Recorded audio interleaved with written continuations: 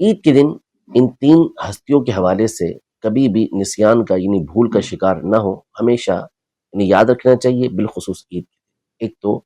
اللہ جل شانہ کی ذات گرامی جس نے ہر نعمت عطا کی، اور عید کا دن بھی اس نے عطا کیا، تو کم از کم اس دن اللہ تبارک و تعالیٰ کے مبارک کلام قرآن مجید فرقان حمید کے کچھ نہ کچھ حصے کی تلاوت ضرور کریں۔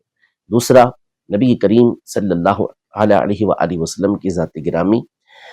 جن کے صدقے میں ہمیں عید نصیب ہوئی، تو اس دن انہیں بھی نہ بھولیں، اور ان کے لیے بالخصوص